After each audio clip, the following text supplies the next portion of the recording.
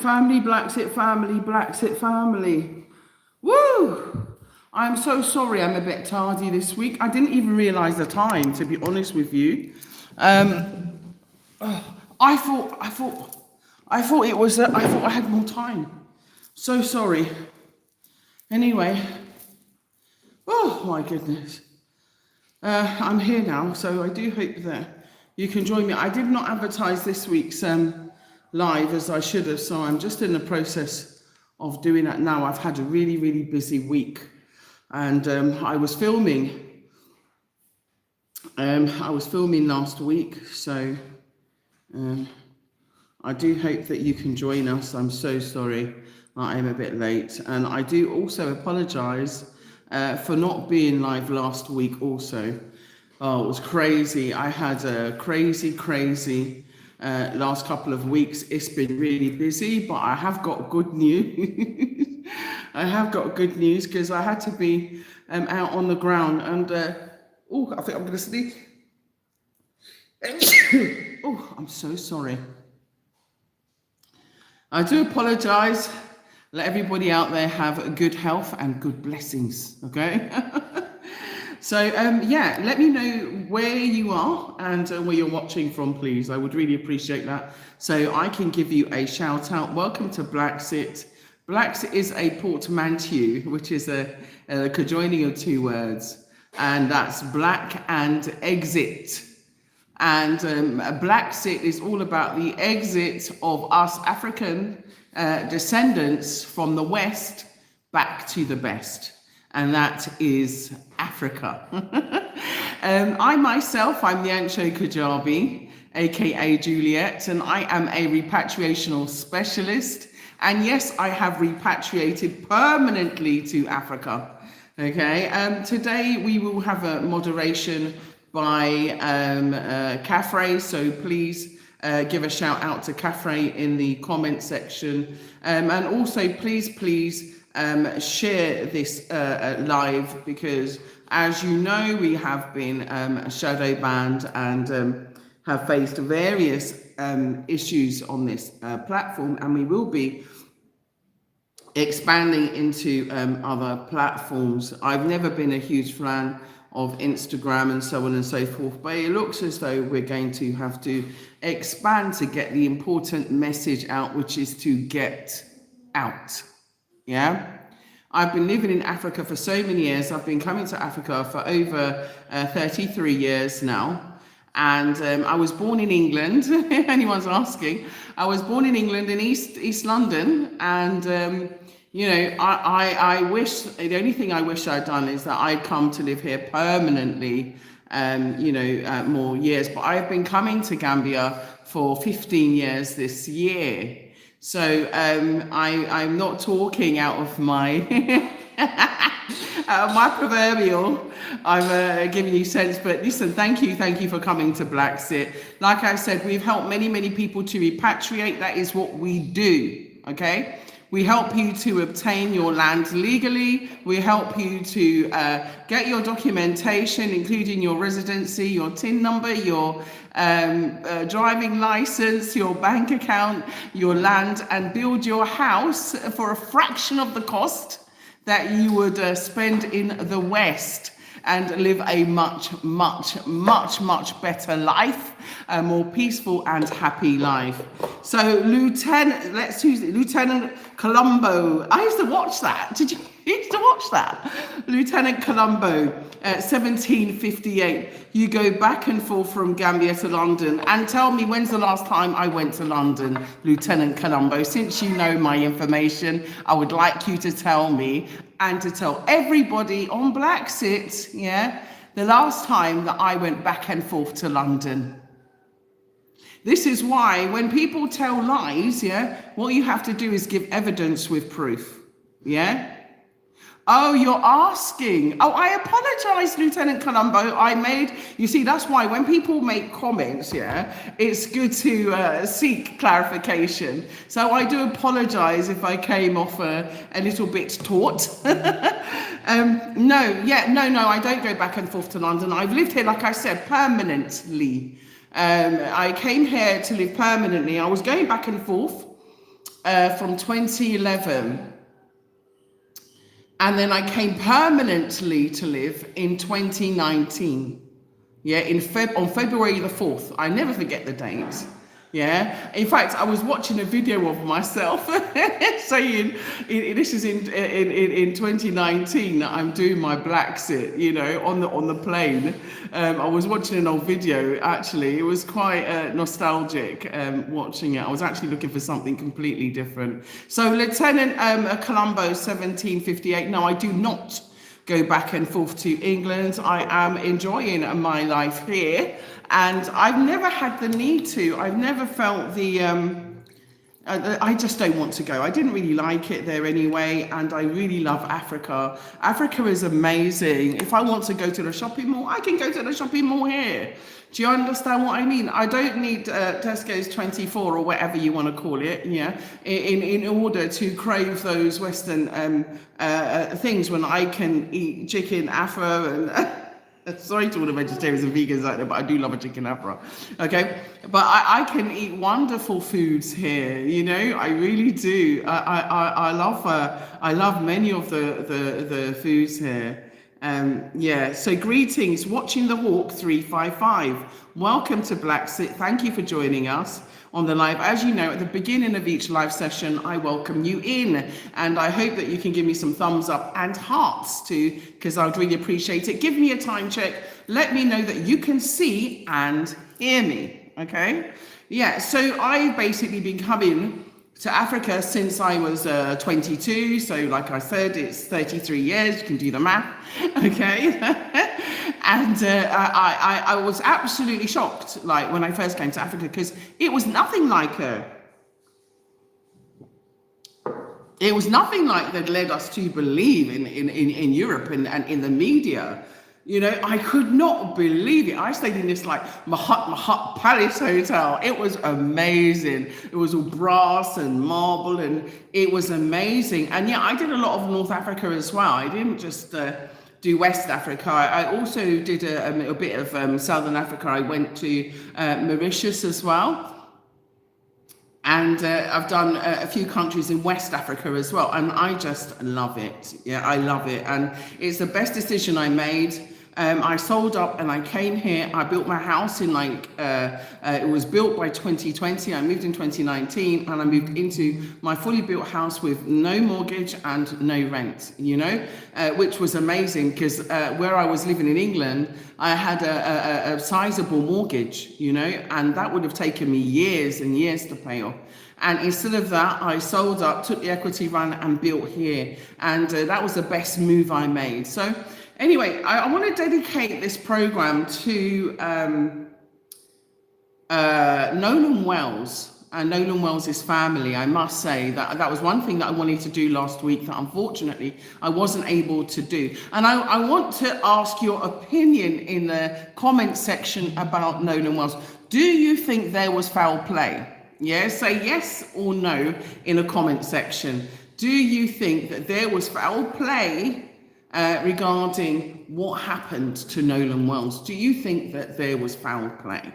I would like to know your opinion, and not just Nolan Wells, because there's, you know, several other cases, but I'm just going to focus in on Nolan Wells being a central case that's highlighted right now in the media. There was also another young man who unfortunately lost his life, where they said that he was with white friends playing Russian roulette, and another gentleman, yeah, please, right, who also, just talking to my son, who also, yeah, unfortunately died whilst his friends encouraged him to jump off of a bridge, apparently into the water, where they say that he drowned. And also we have the Adetoro sisters in London, in England, where in Brighton, you know, in May, they said that the three sisters walked into the sea and drowned at 1:00 in the morning. Hey, Jeffrey, how are you? Yeah? Jeffrey Okeka, 2420. It's been a while. It's so lovely to have you joining us today. Thank you, Wendy Green. Wendy Green, 8698. Absolutely, I think there was foul play. Tell me about Nolan Wells. I want to hear your opinion. Do you think there was foul play? Now, I got into one massive argument. I'm going to tell you about it. Tell me if the fan is interfering with the sound as well, because I will move it if it is, okay? Lieutenant Colombo 1758 said, I'm locked in with the news. I try to be. In fact, I try to make the news. I like to come with cutting edge information that is not out there. That's my aim. Okay, you can hear 100%. So I was going to try the sticker thing to ask and everybody to do it, but I'm not sure how to do it. I don't want to mess up the live stream. So do you think that there was foul play to do with Nolan Wells? Let me know your opinion. Okay, let me know your opinion. Now, there's been so much speculation in that case. Now, I got into a huge debate with someone. I won't mention their name, right? But this is someone who's very well known in the media, etc., etc. Of course, you know, we were debating about Nolan Wells, and this other person, you know, let's just say they called him a raccoon, yeah. And there's another person. It wasn't the person they called the raccoon. It's the person that I had a debate with. It was someone who was siding with the raccoon, yeah. The raccoon is a black policeman that seems to have, I don't know, lost all sense of critical thinking, and has lost all way of having any kind of, I don't even know, common sense, if you like, yeah, or even rational thinking in some of the comments that this person is making. So Lieutenant Colombo 1758 said, my theory with the Wells seems like a secret. Oh my gosh! Do you know what? Kisses to you. Mwah! Yeah? We are on the same page. Let me read your comments. Okay? So Lieutenant Colombo 1758, you've got the right name, okay? Because I said this when I first mentioned this a few weeks ago, when he actually passed away. I actually said that it was a ritualistic killing, okay? But and you can go back and watch, because you know I've made many predictions which have come to pass, okay? And so anyway, my theory, this is according to Lieutenant Colombo 1758. Lieutenant Colombo, keep them coming, okay? He said, my theory with the Wells seems like a secret society or some type of fraternity with everyone covering everyone's backs. In fact, not only are you correct, but I'm not going to mention names because they want to go around suing YouTubers now. But one of the people who said that he was Nolan Wells' friend actually said that, you know, people in Ocean Springs protect people in Ocean Springs, and said so in the media. So therefore, meaning that, you know, there's obviously some kind of collaboration between people who are covering up for themselves. So on the Go with Deb, you say hi, tell me what is your thoughts on the Nolan Wells case. We're going to discuss this here on BlaXit. And also I had an argument with somebody, okay? I'm not going to mention the person's name because they're quite well known in the media, and I really don't want to take it there.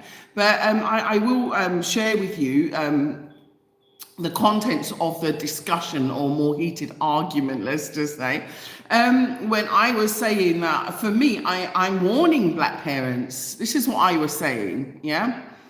And the other person was on the side of this, what do you call him? I've forgotten his name, the police officer guy, that's just the raccoon or the coconut, that seems to have been siding with the boys, like, without even having full information. And so they were on his side, and I was like, no, you know, we have to use common sense. We have to pick sense from nonsense, you know, and where there's silence, yeah, we have to go and we have to search why there's silence. And so we were having this debate, and I was saying that also I think we should give a cloaked warning out to especially black parents, because it's not one death, it's a number of deaths all surrounding black boys and being surrounded by white boys at the time of their death. Yeah. Now, my mum and my family, let's just say, yeah, didn't really like me going and hanging out with white people. And the one time I decided to go, I remember when I was quite young, to a party, you know, I ended up unconscious on the floor being beaten up, you know. And so by boys, white boys. So this isn't something that's unfamiliar. This is not something that doesn't happen. These things happen. They do. They put something in my drink, and that was it. I didn't even know. I found myself unconscious on the floor at 4 o'clock in the morning, covered in blood and bruises. And all I can remember is seeing 4 white boys kicking me and punching me on the floor. So on Go with Deb said, too many thoughts, but at the end of the day, I'm tired of seeing young black children being killed. Yes, absolutely, absolutely, Deb. You're 100% on point, because this is happening. And my thing is that it's not a selective thing. And what's going on in Mississippi? I remember the history of Mississippi. I remember Emmett Till, and what happened to him. There's been so many cases, there's so many cases, and Mississippi is well known for its racial killings. So when people are trying to, skim over it, and when I'm telling people leave there and come to Africa, they don't like us. Now there's, how much more proof do we need?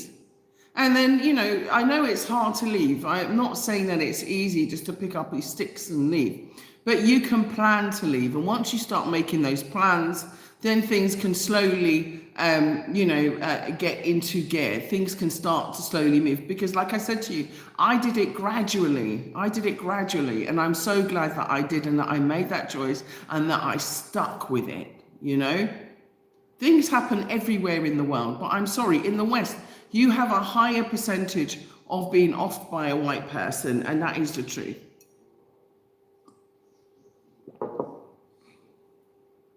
So anyway, so talking about the case, so with these things that alarmed me, let me just say, on the Go with Deb says, wow, I'm so sorry. I'm glad you survived your assault. You could have been part of this statistic, being killed by a white mob. Yeah, I could have been. I had bruised ribs. I was serious. My mum went nuts because my mum told me not to go to the party, and it was me. I left out, snuck out. And I went. Why did I go? Because I went to a school. It was called Warren Comprehensive School, which was in Essex. And I went to school in Essex, and there was only a handful of black people, at the school. And it was the end of year, like private leaving party. And they said, please go, please go, please go, please go, please go. And white people can be very, very, persuasive when they want to be. And, so I can understand how Nolan Wells got into that situation, and when I went there, there was very few black people at the party. I think, I don't know, maybe 3, including me, and I learned. But, this is what you do when you're kind of isolated in these areas where you don't have many of your own people. You do tend to, it's natural to want friends. I wanted to have friends. I had black friends, of course I did, but they didn't live in my area. Where my parents moved to in Essex, it was Spot the Black. It was literally, Spot the Black. But they wanted to, where we were living before, my brother was getting harassed by police, it was just, it's hard. It's hard. When you live in the West, it's hard. I can talk about my own experiences, all day long. I can tell you about something horrific that happened within my family where, one of our family members was charged with a murder he didn't commit because, his mother was an activist, very much part of the Black Labour Party, the black section, and, was campaigning about, these police always picking up black boys, always harassing black boys, always beating up black boys. And because she had done that and become a thorn in their side and raised, the complaint to a very, to the highest basic level that she could, she then became a target. And so because she did that, they used her son and arrested her son with a murder that he didn't commit and then put him on a remand. you know? So they do these things, and this is the thing, the wickedness, the system, and the systematic racism that we talk about is systematic, and that's what you're seeing in Nolan Wells's case. It's systematic. This is the reason why it's systemic, it's endemic, and it's institutional. Because on one channel, I was actually watching where a man was showing how they found all these Ku Klux Klan information, you know, in one of the officials' offices. So, you know, it could be Ku Klux Klan, you know, it could be a fraternity, it could be a secret society, and it could be a combination of all of those things. And like I said, I felt like it was a ritualistic killing. I also felt that there were elements of jealousy in there. And before I even heard, like I said before, about the injury to his neck, I felt like he had been maybe strangled, you know. This is what I felt. And then, you know, his body disposed of in the water. I just felt that a fight or something broke out. But also, you know, I do warn our black boys about being around these black girls. How many more cases are we going to have of black men being around black women where something terrible happens to them? Yeah, it's historic. We all know the history. Okay. Lieutenant Colombo 1758 said and Wendy Green 8698. I will be reading out your comments, okay? So please keep the money. I want to share your opinion. That is what today is about, is that you talking to me and I'm talking to you, okay? Except for your writing it. And the reason why I'm doing that is because when I've used live streams, I've always kept having problems. So this is the reason why. And I think by writing it, it's easier for me to convey your ideas as well. So Wendy Green, 8698 said, without missing a beat, when they realized Nolan was dead, they didn't call emergency services. They immediately started covering their wickedness. Every one of them was on point with that. Absolutely. In fact, let's lay out the examples of that. His phone. Number one, his mother said, yeah, that Nolan was always, Christine said that Nolan was always taking photographs, always recording every element of his life, yeah, whether at home or whether outside, okay? And then there was another thing where the other friend of his, where there was the recording where someone says, give me back my effing phone. And then the friend said, oh no, that was me. Yeah, he took, but there has been no verification of the voice being authenticated. So there's been no situation where they've taken the voice and they've compared the voice of Nolan Wells to this other boy in order to make sure and verify that this boy is in actual fact telling the truth. Because to me, he seems to be part of maybe the concealable team that want to conceal everything, okay? The other second thing is the camp of people that are sending out with that raccoon guy, I've forgotten his name, some police guy, right? I don't watch him, don't really know him, and it's the first time that he's actually come into my radar is because of Nolan Wells.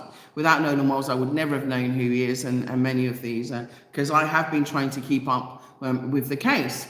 And so the phone for me is a massive red flag, because there was no images or anything of the day in his phone. And also they took 15 minutes to find his phone. In addition to that, and they said that they didn't. So there was another version of events. There was two different versions of events. They said, no, we gave the phone immediately. And then the person that went to collect it said, no, they didn't. So they're clearly lying. There's obviously lies going on there. So who's telling the truth? The person collecting the phone has got no reason to lie. But obviously the people that are covering up do have a reason to lie. Now also, so the phone's a definite red flag. The second thing is about the actual correlation of events that happened on the day. There seems to be so many different versions.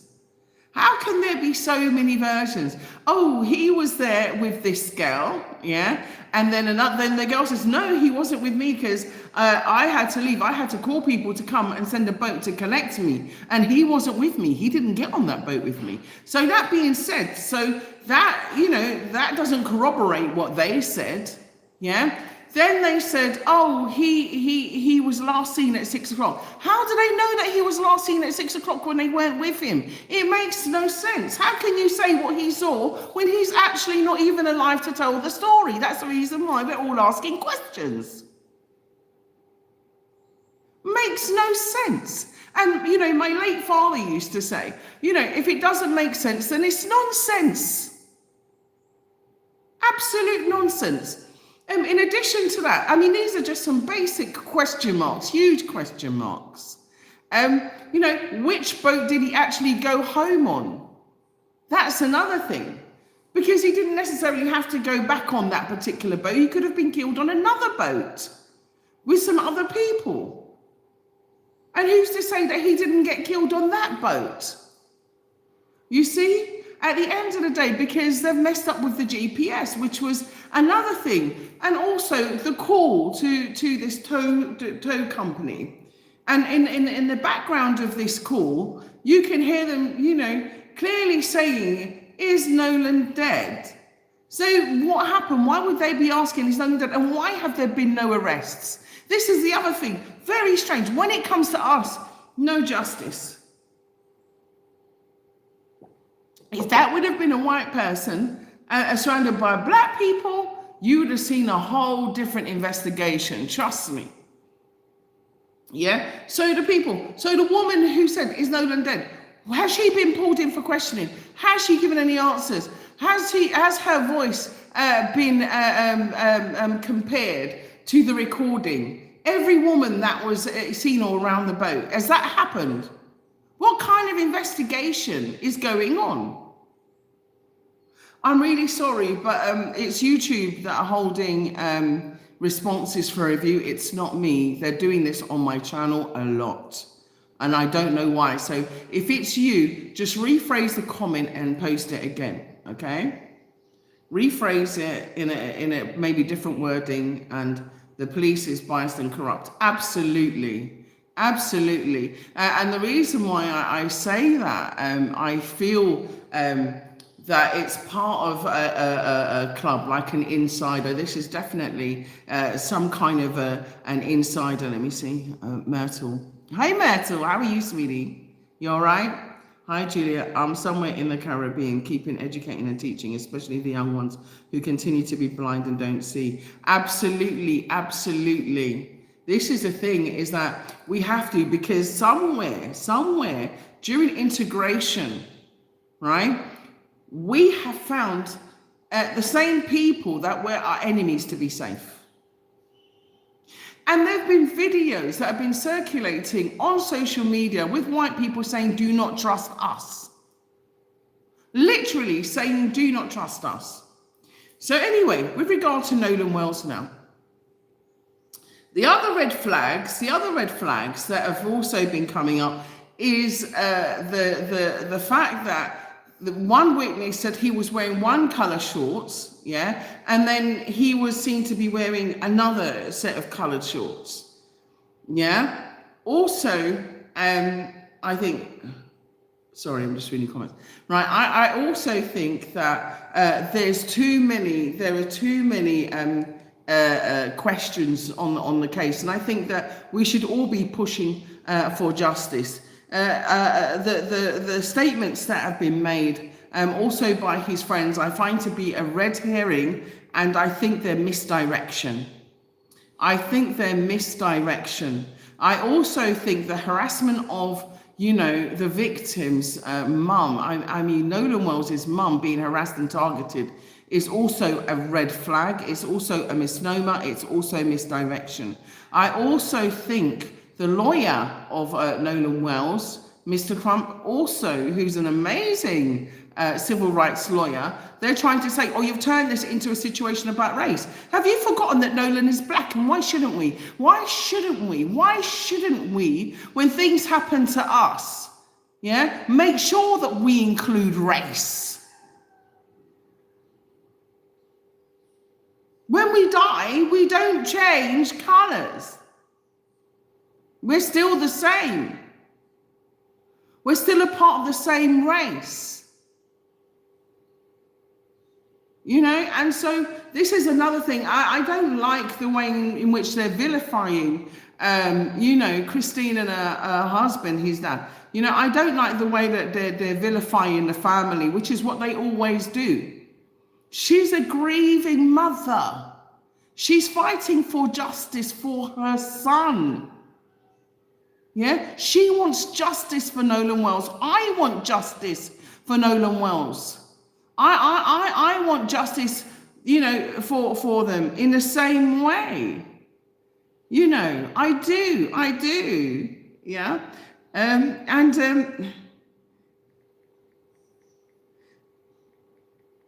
on, I'm just letting someone know I'm live on my channel. They're just messaging me on my other phone. I should have turned it off onto Don't Disturb. Apologies there. Yeah, they should have done this, and I think that many of the things that have happened is just too much. So anyway, so I want to give an announcement as well to many African countries for something that I think that they need to do as a point of urgency. Yeah. Sorry, I got a scar on my face. Right, as a point of urgency, I would like them all to take out this new cutting edge technology, okay? And it is the technology of being able to dismantle the power of these unmanned drones. Okay, it is something that if you look at what Ukraine has been doing and using, okay, if you look at what's been happening in Iran, you know that Africa, they're looking after the Sahel. So you need to get this technology. I read about it and I'm going to share about it now, okay, that we need to be getting this technology in order to protect ourselves from these drones. So I read about it. It's called Shandong. Yeah, Shandong. It's called Shandong, and I'm not promoting any Chinese company or whatever, but I'm just saying about the technology. They have the technology, okay? At Shandong Koitan Technology Products Co.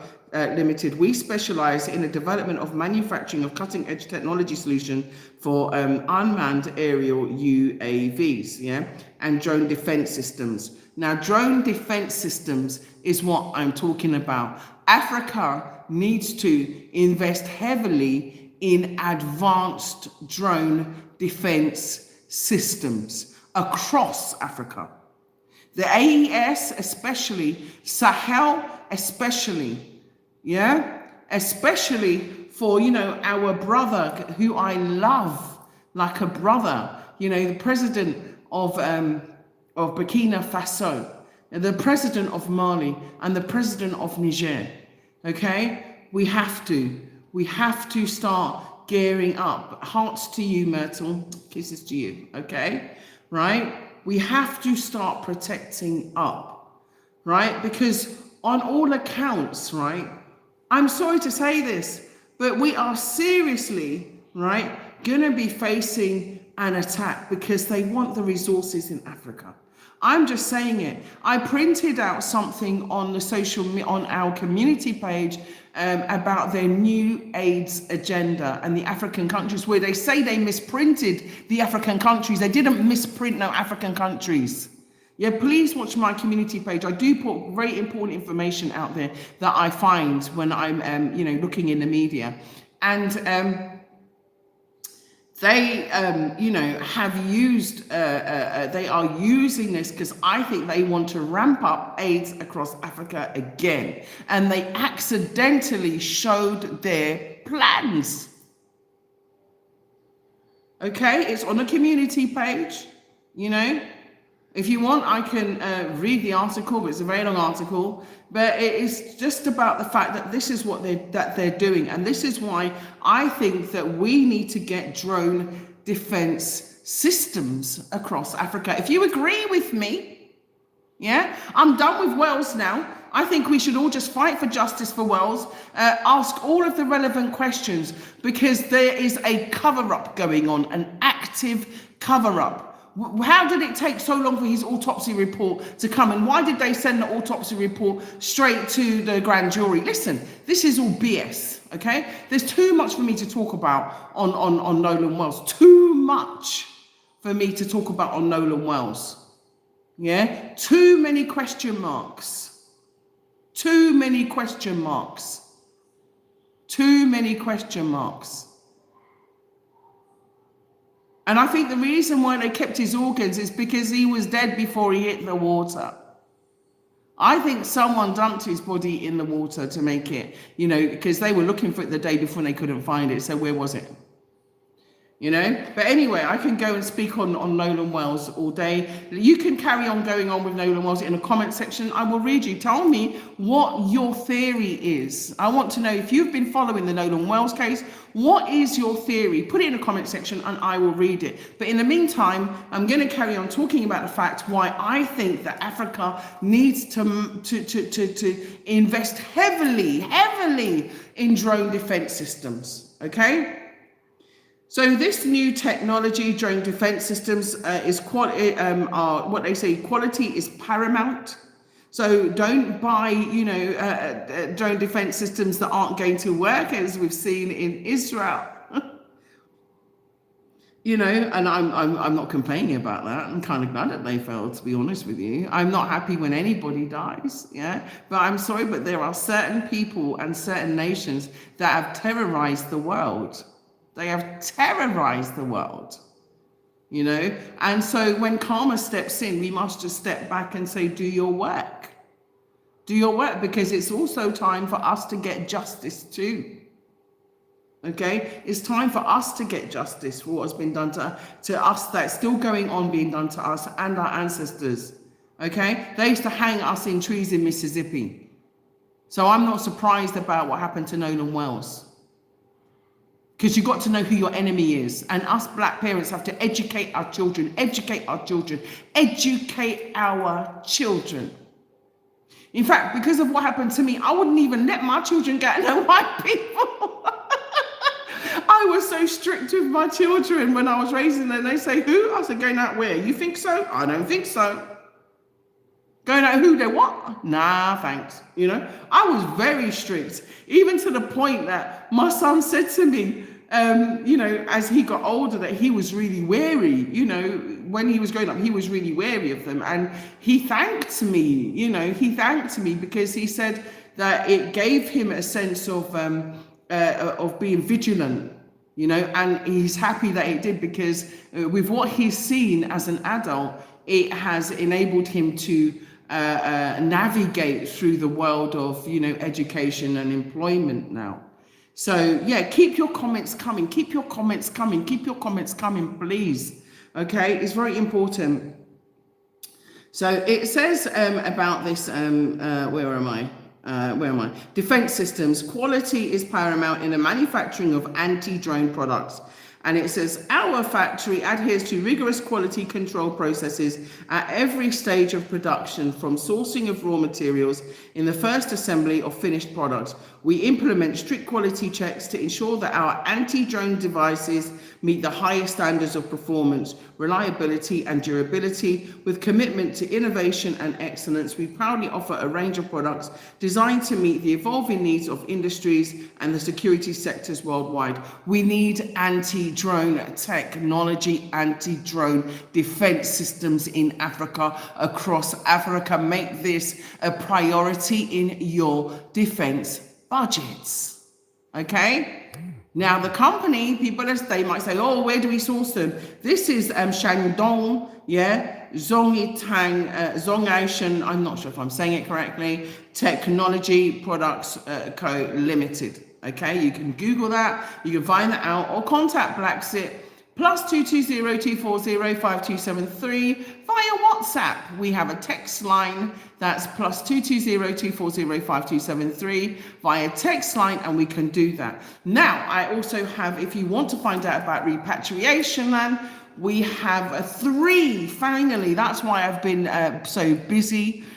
We have 3 new locations for repatriation land, and I am negotiating to get them as reasonably as cheap, you know me, I'm cheap as chips, as reasonably and cheaply as possible. We have to do our due diligence to make sure, I have to go through my lawyers, and there's so much things that we have to do before I can present them to you. That's why sometimes there's a while before we can present them to you. And also we have to demarcate. There's quite a lot of process, and we actually in the process of demarcating Serenity 2, which we haven't finished yet because my architect had to go to the provinces.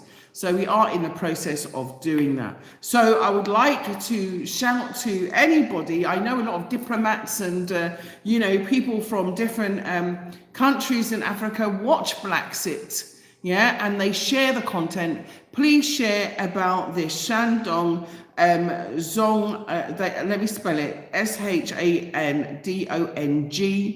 And then the other name is ZHONGTIAN Technology Products, yeah? And I was sent this information to share to African countries. So, if you're getting an advance warning, I'm just telling you, you need to get these anti-drone technology now. Not yesterday, but now. If you don't want to get it from this company, get it from the best of the best of the best, but not from the West, which is why I mentioned this company that make it, because they're not in the West, they're not in Europe, and they're not in America. Okay? But we need this anti-drone defense technology, please, in the Sahel, Niger, Mali, Burkina Faso, all of the countries that are now up and coming, Senegal, etc., okay, Namibia, all of the countries that are now coming up, okay, please, you need to get that, okay. So ayo Equifor, how are you? Welcome. Ayo. Nice to see you back again. Thank you so much for joining us today. Yeah, you said that Nolan Wells, was killed and thrown into the... You see. Okay, so AO says Nolan Wells was killed and thrown into the water to cover the murder method.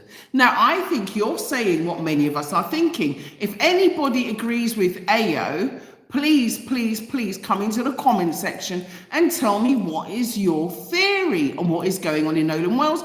Get your theory out into the world via, BlaXit, via social media. Get your theories out there. Let the world know what you're thinking, and I will say it. Okay, I will broadcast it. People watch. It doesn't matter. You could have one person watching your channel. If it's the right person, who can make a difference, that's all that counts. Okay, so AO said that Nolan Wells was killed and thrown into the water to cover the murder method. The family's got the coroner to discard the throat, stomach, etc. to prevent a case being brought against the killers. Wow. Ayo. Yeah, hey sister, happy to be here with us. Thank you so much, AO. And I agree with you, because there is a cover-up. It is clearly a cover-up. This is allegedly stated, of course. Let me cover what I'm saying. This is all for, of course, entertainment purposes. Let me add before anybody comes for me. But this is someone else's opinion. And of course, it's an alleged opinion. But it is his opinion, and that is what counts. Okay? So, hereby Naboo, how are you? Hereby Naboo, how are you? Yeah, completely agree with AO. If you also agree with AO, come into the comment section and let us know. If you've got your own theory, do also let us know. This is very, very important. Okay. Now, why did I get into an argument? Why was I carrying on bad with somebody? Why was I carrying on bad with somebody? Because when we were talking about the Nolan Wells case, and I was talking about historic cases of what's been done to us, and I spoke about slavery, etc. The person turn around and, you know, and this, tell you, just so that you're clear, so you're clear on this, this was a black person, okay? A well-known black person that I happen to be having this debate with, yeah? Yeah, AO said that this is happening across in the South, in particular, USA and more broadly. So AO, yeah, Kafua, if you want to go and follow him on YouTube, it's AO Kafua. Yeah, it said this is happening across the South, in particular, USA and more broadly. Like I said, 3 sisters, the Editora sisters, who what I spoke about on BlaXit before, also drowned in May in England, in Brighton. Okay, 3 sisters, okay, in their 30s. And to make things worse, in 2010, their mum also drowned in a lake in Birmingham. The Editora sisters. So let's not forget them also. Okay, and the other brother that was supposed to be drowned as well.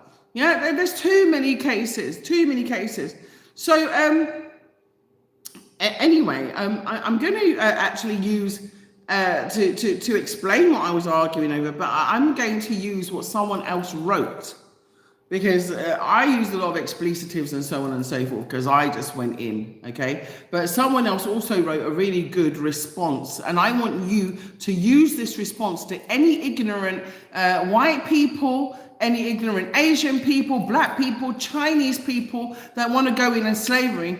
When I was talking about slavery, they said, oh, but you know, you guys were enslaving yourselves before. Right? And so this is why I want us to have some serious clarification. Okay, so Babakar, yeah, Babakar 6845, Babakar, Babakar, how are you? Yeah, it's been a while. Thank you for joining. Thank you for being here and welcome. Yeah, thank you so much. That's Babakar 6845. Come online. Let me give you a mention. Let me put your opinion out there. Tell your friends. Join BlaXit right now. We've got, what, 15 minutes left. Get your comments in there. Please remember to give me some thumbs up. I really appreciate it, because it does help the algorithm in attracting people to our lives. And it's so important because, as you know, they are killing my views, killing my my subs, okay? Because I speak the truth, and I want you to come to Africa, and I want you to take your money out of the white countries and come back and reinvest in your ancestral lands. And I mean it from my heart. Yeah? Assalamu alaikum salam. Yeah? Greetings from Amsterdam. Yeah? How are you doing, my sister? Oh, I'm so happy just to see that you're okay. Okay? Greetings to you, and thank you for coming in on the live, my dear brother. And I hope you're well. You know, you can contact me and let me know how you're doing. Okay?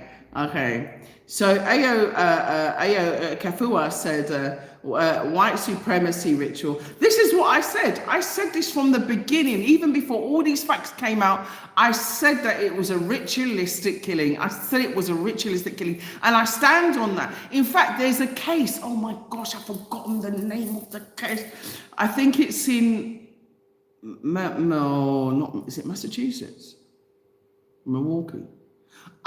Begins with M. It will come back to me. Well, a white woman, she claims she did 16 ritualistic killings and got away with it. You hear me? You're hearing me. 16 people this white woman murdered. This is what she claims she did. Ritualistic killings. And you know how she even got caught? They found one of the bodies in a disused building. And then someone G'd her up, and someone recorded her saying that she killed these people. She was posting about it. She didn't care. So these people are used to doing ritualistic killings. This is not something new. Okay? Babake said you're doing fine. Oh, wonderful. I'm so glad to hear that. You know, if you want to contact me, yeah, please join BlaXit, everybody. Please join BlaXit. Please give me some thumbs up. I would love to have some more thumbs up, please. I would really appreciate that. I give my time and my energy, my repatriation services for free. All I'm asking for you to do is give me some thumbs up, follow us, and please subscribe to the channel. Okay, subscribe. So all the promotional programs and information will be going out on those plots of land very shortly. One is 100 by 100, another is 20 by 30, and the other one is 25 by 100. All the information regarding the locations. One, oh my gosh, one is so beautiful. I'm going to call it Serenity number 3, and it's by a lake. Oh my goodness. I was there yesterday. I was filming yesterday, fam. So if I look a bit tired, that's why. Okay, I've been on the road, and so Afua said correction, YTS. Okay.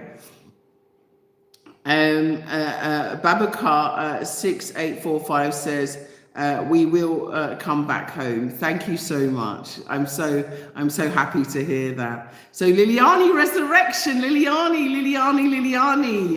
There was a song actually, Liliani. How are you? Yeah, hello Julia. Hi Catherine. Thank you so much for saying hello. What's your take, Liliani? I want to know your opinion, Liliani, on what's happening with Nolan Wells. You are familiar with the territory, and you are familiar with what goes on there. You know what happened in Hawaii regarding our ancestors and how they took and claimed Hawaii. Yeah, and kill the indigenous inhabitants of Hawaii. You know, black like us. Okay, black like us. People forget. Okay, and so tell us, Liliani Resurrection, what is your opinion on the Nolan Wells situation? I would like to know. Yeah, here by Naboo said this is my first. You're a newbie. Welcome to the family. Naboo. Yeah, here by Naboo. Welcome to BlaXit. Please subscribe. Okay, please do subscribe and welcome to the family. We've been doing this for I think there's 7 years, something like this. So do join. There's 60,000 of us in the family, so 60,000 subscribers. Do join this wonderful Pan-African community of us who all see the value of Africa and want to return and want to invest in Africa. Even if we can't return, we're investing in Africa, and we know that we can have a better life here. Okay, so here by Naboo said it's my first time here. I have been watching your YouTube channel. Just wanted to say hi. You're doing a wonderful job. Just want to say big love to you. Okay, and you're doing a wonderful job. So everybody go to here by Naboo. I hope she has her own channel, or he has his own channel. Sorry if I did say, well, you're one or woman. I'm sorry. Just let us know and give us your link, so we can tell everybody about your channel, and that's Here by Naboo. That's HAIRBYNABU. So go and visit, and please give her likes, shares, and subscribes. Now we've got some messages that have been taken out. Hello gang. Okay, thank you, Liliani. So Babaka said you're very lively and a very nice program. Thank you so much. And Ahmed Ali, welcome to you. Thank you for joining us. Okay, so let me just tell you the big argument that I got into with a fellow, let's just say, influencer. For me, I don't really see myself as an influencer. I see myself as sometimes being influential, and that is different. Okay, because I'm not here to clout chase or anything else. That's never been my agenda or modus operandi. I am, hopefully making sure that we carry on and continue the legacy of Marcus Garvey of the Back to Africa movement. This is, what I subscribe to. This is what I do. I live in Africa. I love living in Africa. It's the best move I ever made, and I want you to do the same. I want you to do the same. I love my home. I love my life. I love my friends. I have such special people around me, honestly. Yeah, they're so amazing. And so, I've had some wonderful experiences here, that I'm sure one day I'll just make a program on, my best experiences and my worst experiences too. Yeah. Okay. Thank you. I already posted you on Facebook Live. Oh, I so appreciate that. If you can all post me on Facebook Live, I would appreciate it. I'm not the most, I would say, social media savvy person. So anybody who wants to help me with social media, help me to expand BlaXit, help me to reach more people and so on, I would appreciate your help. Okay, so hereby Nabu, thank you, my sister. Oh, you're more than welcome. And everybody, please go to hair, HAIR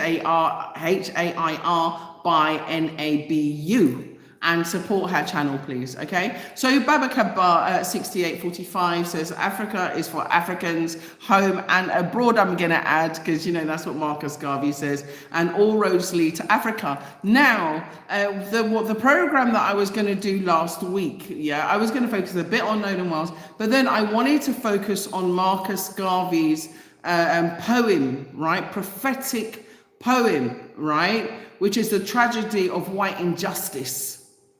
And I posted some of it because you have to read that poem. I posted some of it, and I'm not sure if I posted a link to all of it, but it is a long poem. I'm not going to have time to do it on this week, but I want to brief you that next week we're going to take that down, because the man is telling us what's happening now.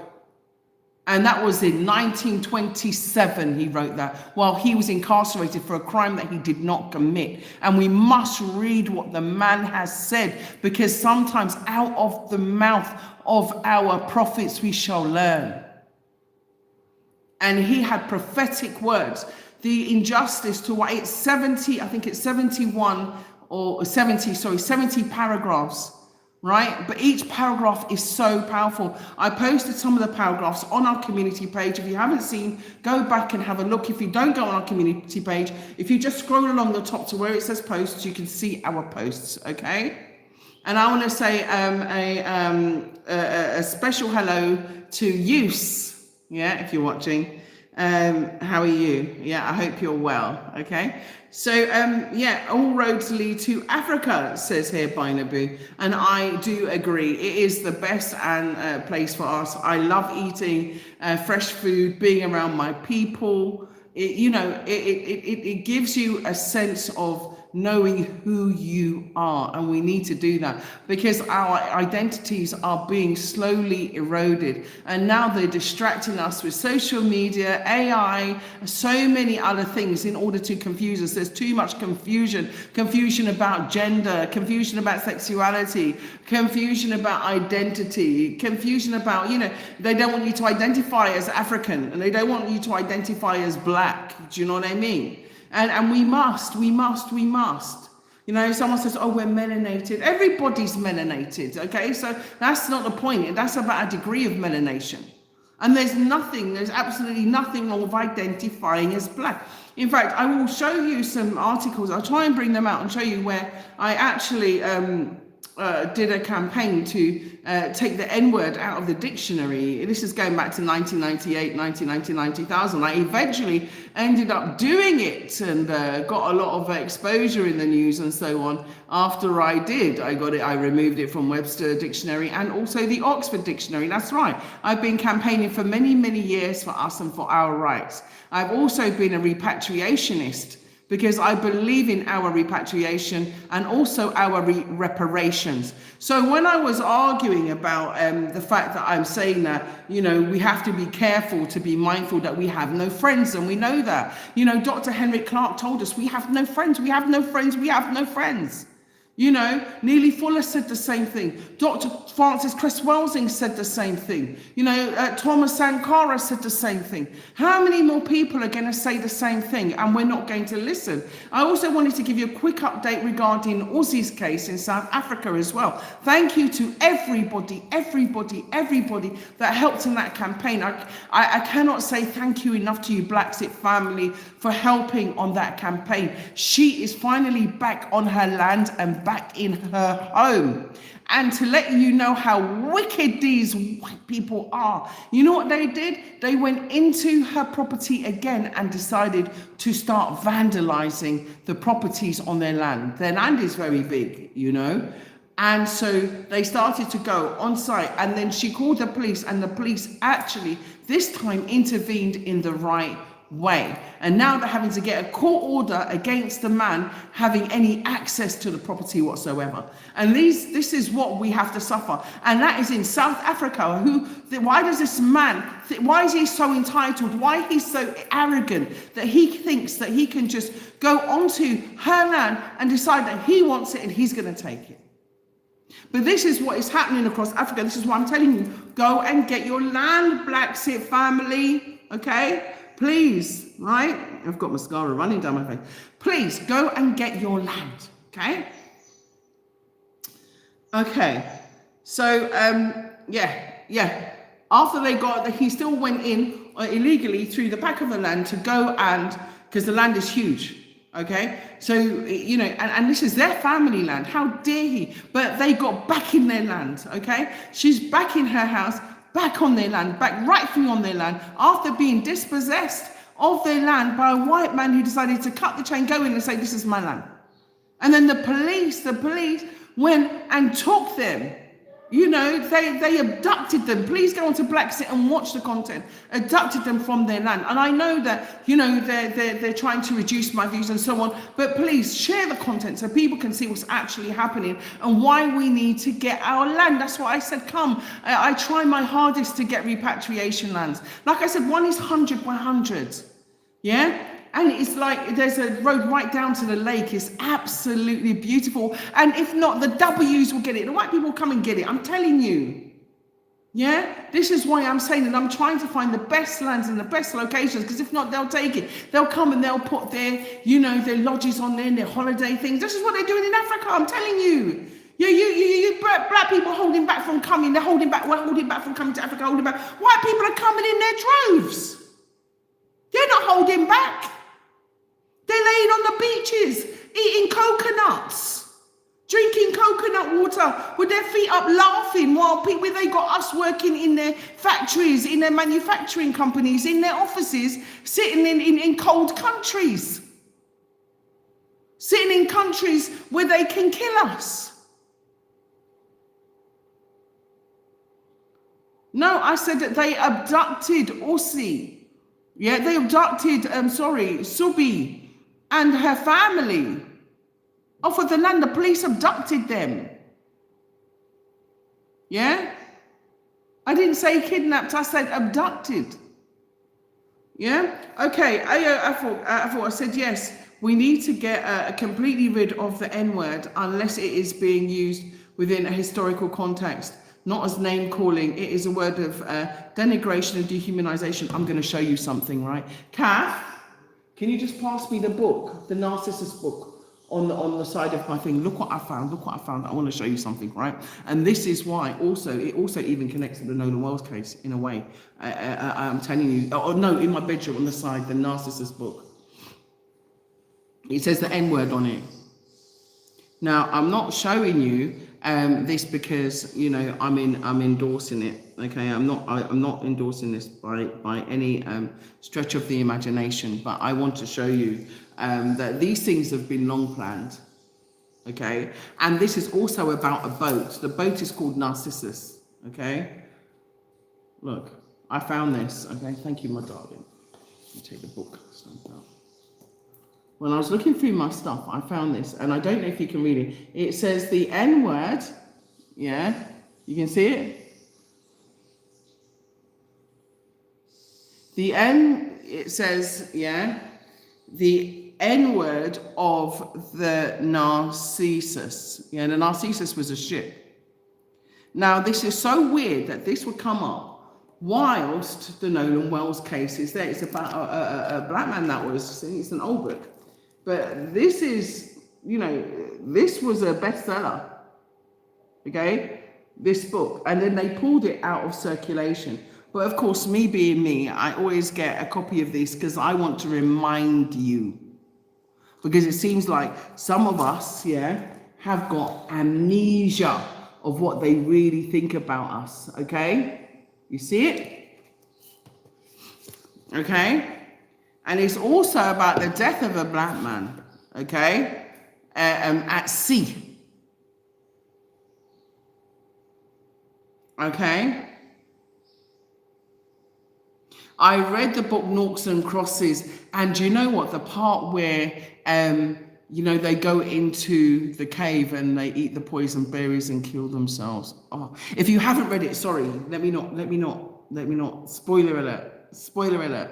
But do read that book. Do read that book. Okay, so we have some new people joining us. Javel Higgins, 556. Yeah, Javel Higgins, 556. Welcome. Thank you for joining BlaXit. Greetings to you also.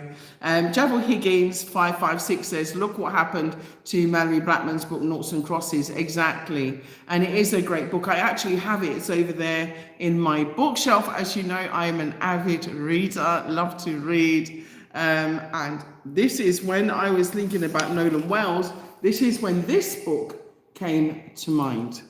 Yeah, because it's also it's a series of different stories, to be honest with you. But it's also about a black man who died at sea. But okay, that's who the N word is, and that's why we shouldn't use that word.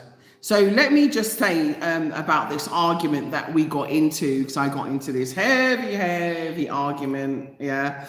And I'm sorry that my mascara is running, everyone.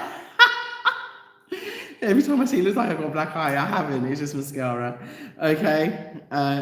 Makeup for faux power this week. And so Javel Higgins, 556 said, so racism isn't a personality flaw. No, certainly isn't. It's a genetic coordination. So yeah, sorry. Anyway, Javel Higgins 556. I'm sorry, I spoiled your comment. Let me read it again properly. So racism isn't a personality flaw; it's an institution. Absolutely, because white supremacy is an institute. Oh, I've done it again. I've interrupted you again, haven't I? Yeah, okay, I was saying that, and I was talking about white supremacy as an institution, which is why I want you to go and read. Yeah. The Tragedy of White Injustice by Marcus Messiah Garvey. Okay, tragedy. The poem, The Tragedy of White Injustice. 71. Okay, 71 paragraphs. 70. Sorry, I keep saying 70. 71. It's 70 paragraphs. Okay, but it really tells you about what is going on today and what we need to do. Okay, really does. And that was written in 1927. Yeah. Okay. So you're absolutely right. Javel Higgins says, so racism isn't a personality flaw, it's an institution, imprinting its biases and bullying supposedly on weaker groups. Absolutely. And I wouldn't even say weaker groups, because I believe that they're weak to do it in the first place. They have to be weak. They're the only nation that does it. You think about it realistically, look around the world, and you look at all of the indigenous peoples, who have they been wiped out by? I'm sorry to say, but I just think they're the number one terrorists on the planet. And, that's allegedly saying. I think that they are the number one terrorists on the planet. And I don't even have to, I don't even have to turn around and blink to show examples. You just, it's clear to see. Here by Naboo says exactly, that's why black people can't be racist. Of course we can't, because racist is prejudice plus power. We don't have power over them. They have power over us, unfortunately. We're not weak, but they've exploited us and our countries by using violence, as they always have done. But in saying that, so I had some big argument. Let me just talk to you about the argument, because, when I get vexed, yeah?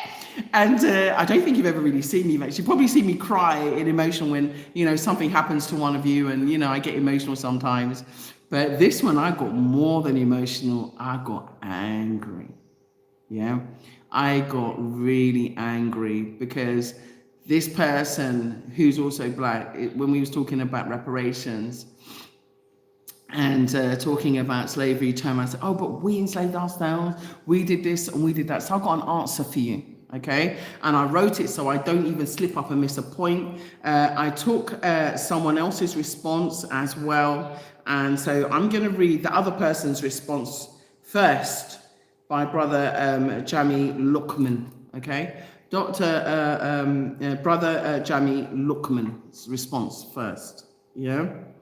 So his response, yeah, is that, yeah, we were talking about reparations and also about the slavery argument. And he was saying that, you know, he agrees that with regards to reparations, he doesn't think that, you know, the slavery alone argument is he thinks the slavery alone argument is inadequate, right? And is not the true nature and scope of the scale of the crime, which I agree. I agree, because there are too many spin-offs from what was done to us. There's too many other layers to that what was done to us. It was crimes of war. And it was a war against us. It is a war against us. The only thing is that we've been fooled into, you know, submission of this equality.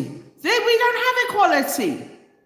We're not going to have equality because we're all prisoners of war. But we just refuse to see it. Because they built the system, they studied us so well, and they built the system so well that it's like an invisible cage. And so you stay there. That's why I got out. Okay? So he says, you know, it doesn't cope with the true scope of the crime. And I agree. I think that there's so much more for us to talk about. He says, yes, slavery existed, right? But there was something, right, which was called indentured servitude. And indentured servitude happened in so many different countries, not just Africa. And this is the excuse that they're trying to do to say, oh, but this is you enslaving each other. No, indentured servitude is not the same as slavery. I've got to say this, and I'll say it again. And anyone comes to you with their BS, yeah, make sure you tell them, okay, so that they know exactly, yeah. Javel Higgins, right? Make sure that you tell them that, okay. You make sure that you tell them that indentured servitude is not the same as slavery, right? Indentured servitude, right, and short-term imprisonment, right, is not the same, because in that, they weren't, if they're talking about what happened in Africa, they didn't own your children. You didn't have to buy back the freedom of your children. You understand? It was not the same. And the conditions that you were kept in was not the same. It was humane. They were inhumane. There's a difference, right? Anyway, the unjust war was afflicted by both Arab and European invaders. Yeah. So yes, war damages are due as a form of reparations. War damages. Okay. And we must tell people this. We must fight back with our words. Our word is our sword. Okay. They cannot unhear us, and they cannot resist our words. They cannot resist our words. So fight back with your words, BlaXit family, okay? So yes, slavery existed, okay? No doubt, right? But not in the context that they have put it, right? It was in fact indentured servitude. They're two different things, okay? So we had conquest, yeah? And in those conquests, both Europeans and Arabs, right, during those conquests and invasions, yeah, they took us and used us and enslaved us, okay? However, what was going on in Africa before that was fundamentally different. So don't let them say that it's the same. It was not. It was fundamentally different, okay? And this was my argument, okay? It was different from slavery. It was a completely different slavery. I don't even think we should call it slavery. I think we should call it indentured servitude, because that is exactly what it was. Okay, it was a completely different form of slavery. Yeah, and it was not total race based, and it was not permanent. It was not. Listen to me. I'm going to make it very clear. It was not race based, and it was not permanent. Okay. And there was no permanent dehumanization. This is what I'm saying. What they did to us was dehumanize us. They didn't see us as humans. They saw us as this. They dehumanized us. They said that we were only 1/3 human, that we were animals. Okay, that being the truth. That's what they said.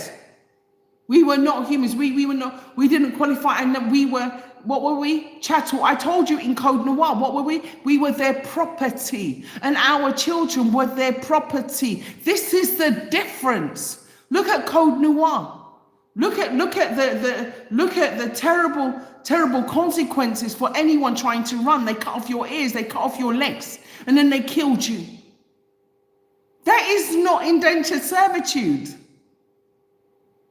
That is a deadly system of slavery. You're completely different, fundamentally different, okay? And like I said, it's not race-based and it's not permanent.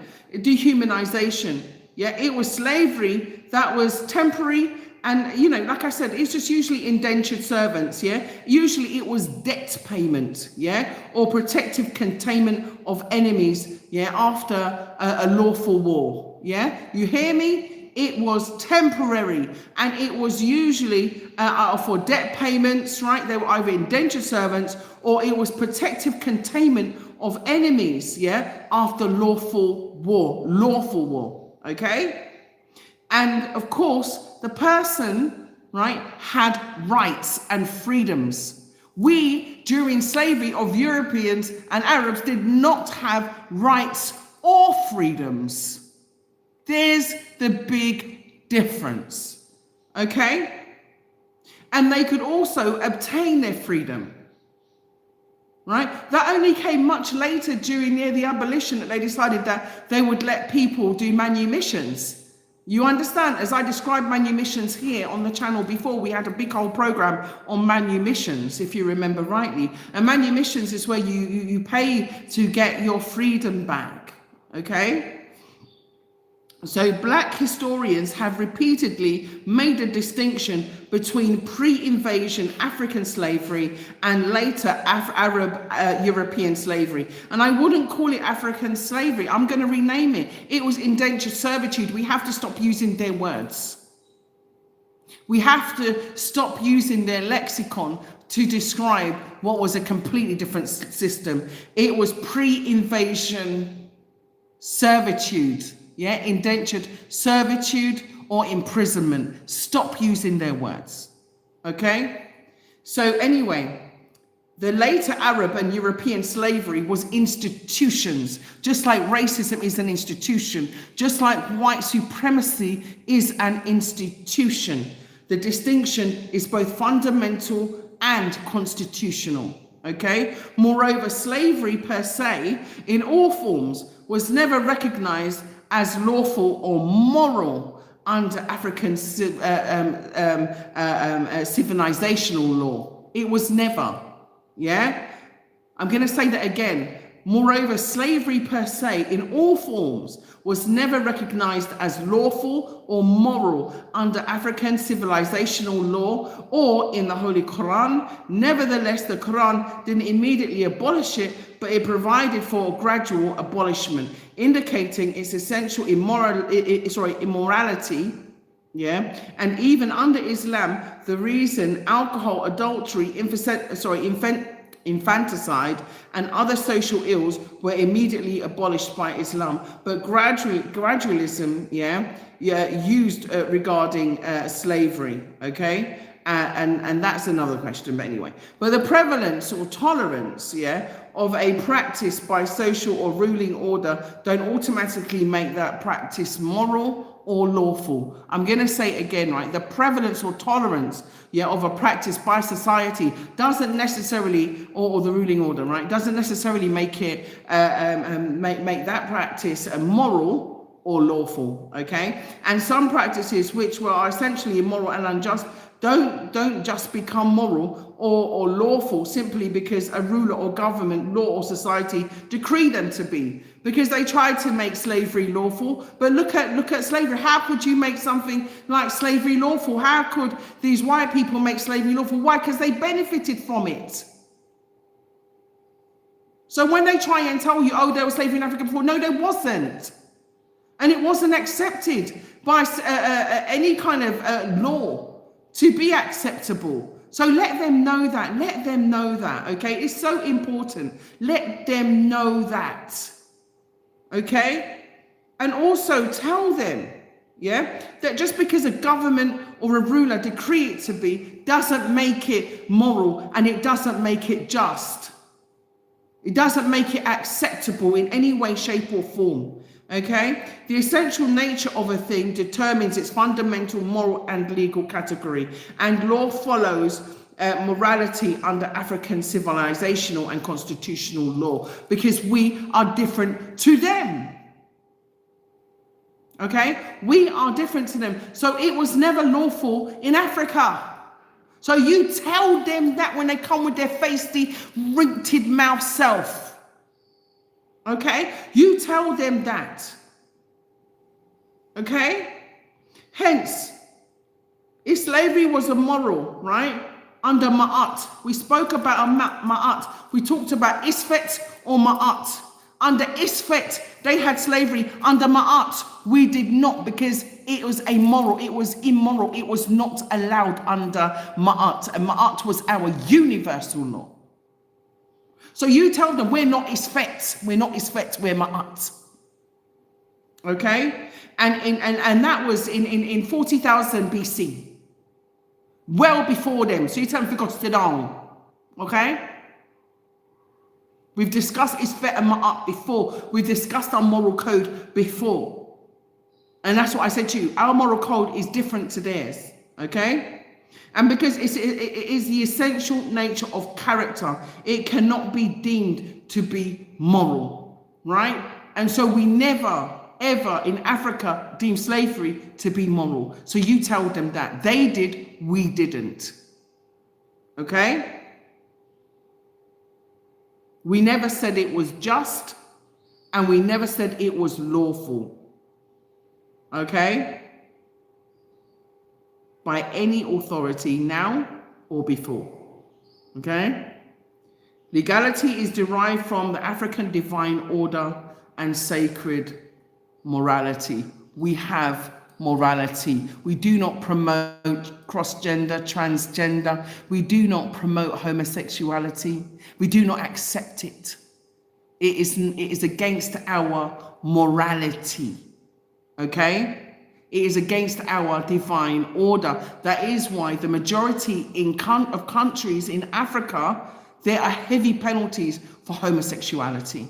And they do not accept homosexual marriage. Okay? Because why? We are of a high divine order. I keep telling you we're divine. Okay? Do not follow them in their Isfet ways.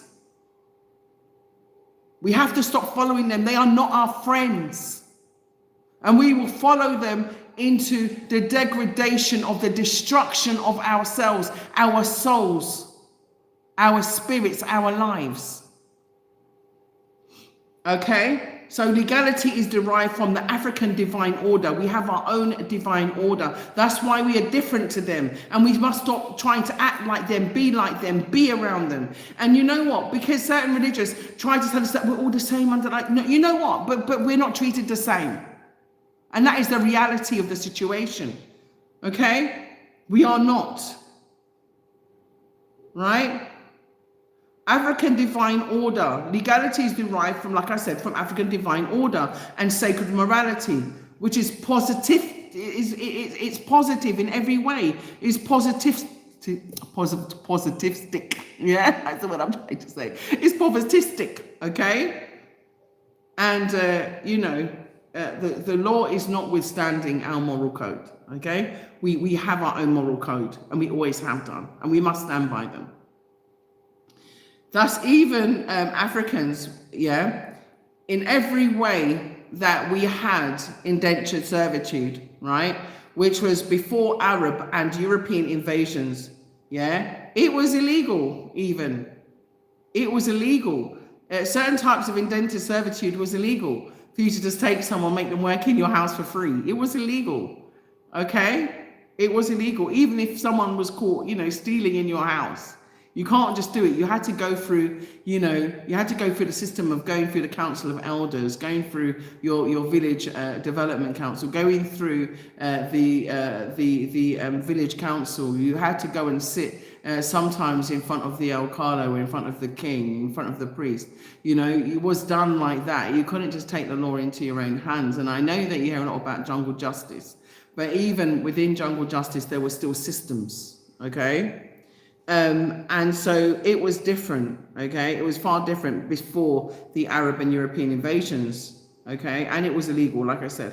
African society, yeah, just didn't operate a full abolition or ban. That was all, right?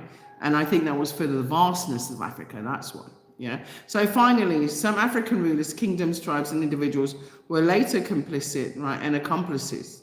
Okay. Right, in I would say Arab and European slavery of you know, Black Africans. Of course, they had to be. Yeah, but the level and degree to which the whites have said they is completely and totally, you know, out of context. And I want to say that things that are pushed out of context to serve someone else's argument, you know, it's not. I asked them, so how many fleets of ships did we have? Out of your, let's just say, the 3,000 ships that came from England within a period of time, how many of them were owned by Africans? I asked the question. Oh, did you say none? Did you say none? Okay, yeah. And, you know, yes, there were some people that were complicit. Do you know why? Because they were fooled. They were duped, okay? They were duped. These people are liars. They're natural liars. I told you, pathological, you know, habitual, compulsive liars. I even, you know, shared with you about how even the government can lie. You know, I shared with you about how the Trump administration can lie legally. I did that on BlaXit. You know, I shared everything with you. You can go back and watch my lives and see it. Okay. So, you know, like I said, we have, I think we have 4 distinct crimes, like under, you know, independent crimes and claims under reparations, okay? So, and for perpetrators, you know, we have Arab states who participated in an unjust war and slavery in Africa. We mustn't forget the Arabs because they did it too, okay?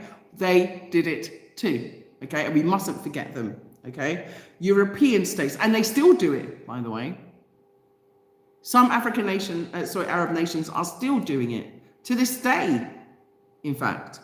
Yeah, European states who participated in the unjust war and slavery in Africa, and also, you know, some African rulers and states who participated as well. Okay, you know, and I say that as intermediaries, they still have to be held accountable, okay?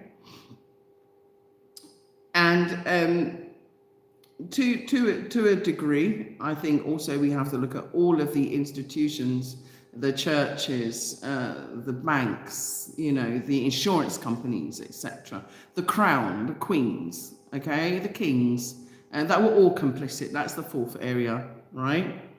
And under African civilizational constitutional law, each of the crimes and the perpetrators must be tried and adjudicated separately, right? Not as one big clump, but separately. None of the perpetrators may use the fact that others also participated or collaborated in criminal conduct of an unjust war or slavery as an excuse to avoid its own criminal responsibility or liability to an unjust war or slavery of Black Africans. They cannot use that as an excuse, and we must stop letting them use it. When another person did it, I had to slap them with words, yeah? So that is the nice way of saying it, but I basically told them, I basically just laid them with so many facts I said, how many of the insurance companies were black? How many of the plantations were black? So don't start with, one or two complicit people and then you want to blame a whole 400-year trade on us. It's not going to work. It's not going to happen, and I don't accept it. Right? Now I'm going to read all your comments and then I'm going to close because as per usual, I've gone over time. Oh. Okay, so here we are, right? Where are we going? Okay, so Javel Higgins 556 says, I hate the term reverse racism. I agree with you. Yeah, it's one of their mind-engineered misnomers. Yeah, okay, I'm cutting in again, aren't I? Let me read your full comment. Okay, I hate the term reverse racism. No sociologist or any other form of academic who is peer-reviewed would allude to it. Absolutely. I told you I was reading this book, right, about existential and phenomenal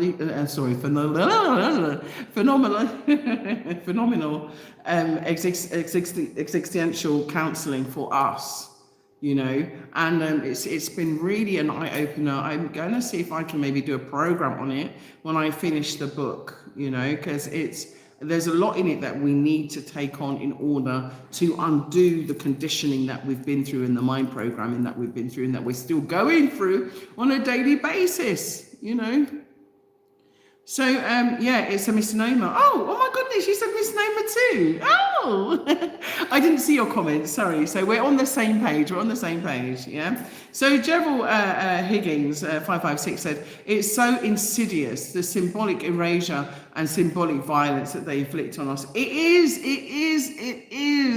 It's more than insidious. It's more than insidious. I think insidious is quite a weak word for what they're doing. Do you know what I mean? It's devastating that it's happening every single day somewhere. I also shared the images of the young black boy that was being arrested once again around white people. And this is why I say, black people, please, for now, do a little bit of segregation. Okay, stay away and hang with your nation for now. Okay, because it seems as though the stakes are too high for us. Yeah, stick around your own people. Birds of a feather. Who's going to tell me the last part? Birds of a feather. Okay. So hereby Nabu said you're 100% correct. Javel Higgins 556 says the biggest lie is that they ended it primarily for moral reasons. It's bull. Yes, I agree with you. Let me not add in before I go in. Yeah, they consistently predestined the abolitionists like Wilberforce, but they were solely working for their own economic gain. Of course it was. They paid compensation. Yeah, they paid compensation to the slave owners and we had to pay it back, me included, via my taxes up until 2015. We've done this on a program. We even calculated it. If you're new to BlaXit, you can go back and watch our lives. We cover so much information. I share so much information that's not usually out there. Yeah, I always put my own spin on it because I always like to share. I was an investigative journalist, many years ago. I worked in production for many years. Yeah, in fact, award-winning. I hasten to add, but not to beat my own trumpet. Okay, so Javel Higgins 556 said it was no longer economically viable. Okay, now we're talking. That's all it is. Yeah, we were just, I'm sorry to say, but we were chattels. We were property that was being used for their generational wealth creation. And that is it. We were just disposable assets to them. And we weren't even assets to say that, we were assets in the form of, a collateral because, of course, they were able to get compensation against us as property. But I don't think they treated us as less than dirt. So hereby, and I don't think they've changed. I do not. I don't. I think somewhere in their DNA, someone wrote something to me a long time ago and about their history and told me that they were cannibals and they used to drink their own blood and eat their own flesh rather than actually going out and hunting in the cold, and the things that they would do to themselves and stuff like that. And it's in their DNA. And you know what? The more and more I see, the more and more, this killing, violent, bloodthirsty streak is in their DNA. It's in who they are, in their genetics. Here by Naboo said, it was business for them. Yeah, it totally was business for them.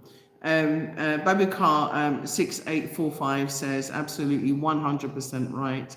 Babukar 6845 says they're afraid of black. Yeah, they are. They're afraid of black unification. There is a huge fear of black unification, which is why I'm saying to you to come to Africa. We cannot unify in their countries. They'll just send police in and arrest you.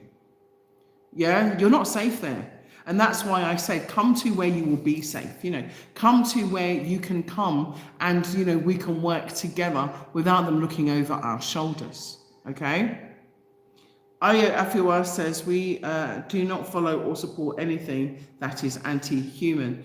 Precisely, that is not our agenda. That is what I said. We have a divine moral code.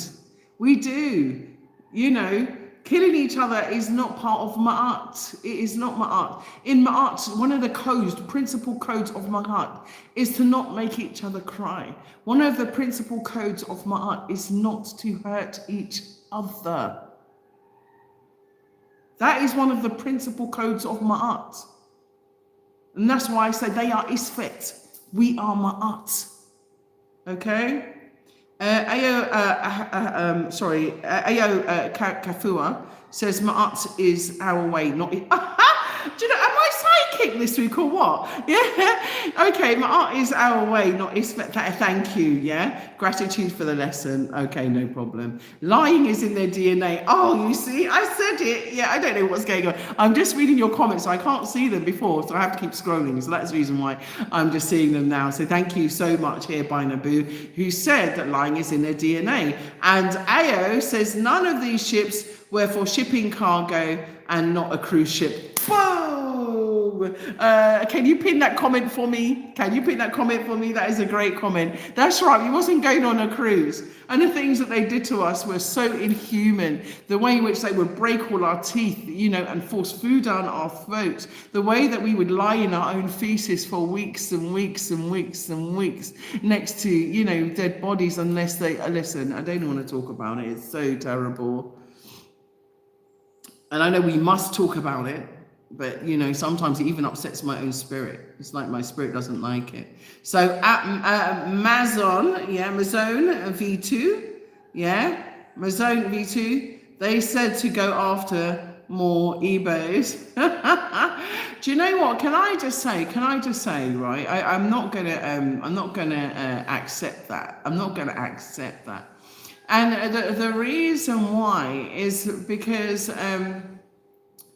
there was a lot done. I spoke to somebody, I met somebody.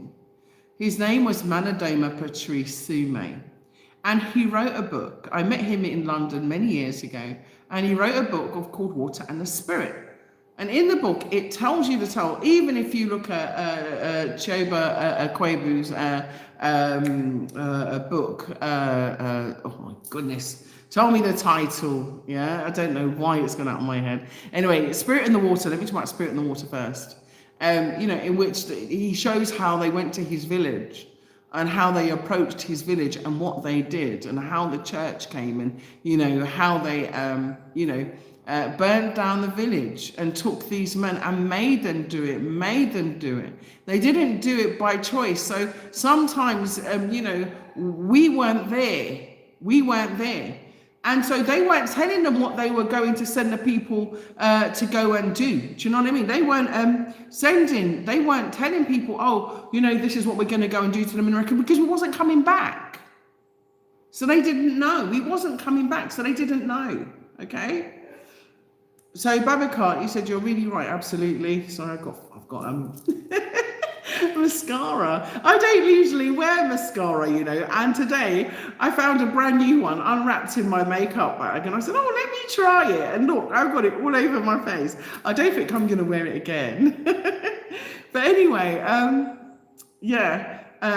Okay, yeah, Babako said you're really absolutely right. The only resurrection says we got to flock together. Birds of a feather, flock together. Birds of a feather, flock together. That's right, yeah. Thank you so much for that. Yeah, AO said flock together. And Liliana Resurrection says, yes, Gio, you shared that. Yes, and yes, you are psychic. Goodness. Thank you so much. Yeah. On this note, I will read the last comment. Macedonia was also abused by the priest. And also in the last note, now let me tell you about the Archbishop of Canterbury, who has said that they're going to pay 100 million in reparations for slavery. Let me try and find it and pull it up on my other phone so I can show you.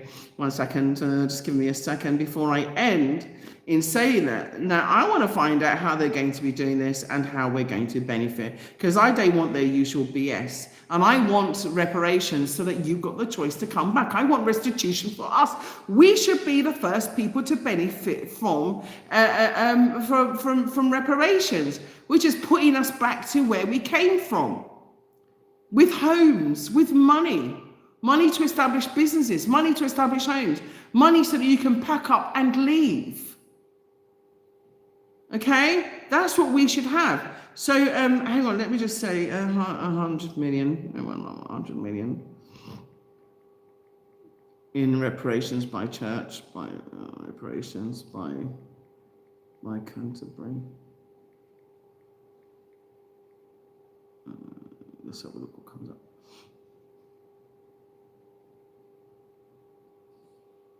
What are you talking about? Oh, because I didn't finish it.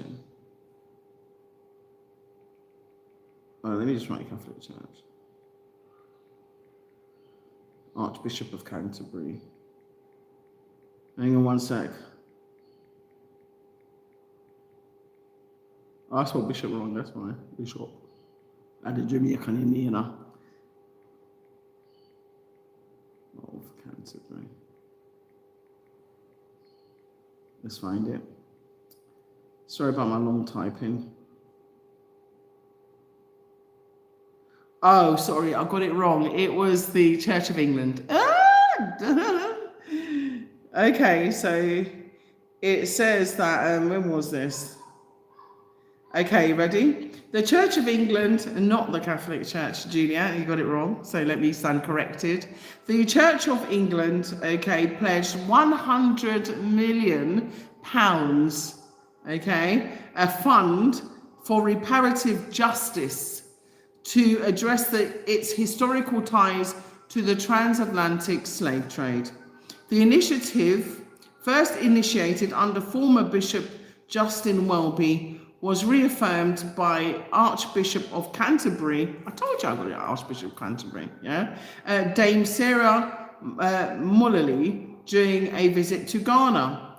The commitment follows an independent investigation revealing that a historical church endowment fund, Queen Anne's Bounty, listen, Queen Anne's Bounty, okay, invested heavily in the South Sea Company, which trafficked Africans, okay, which trafficked enslaved Africans. I'm going to say that again, okay?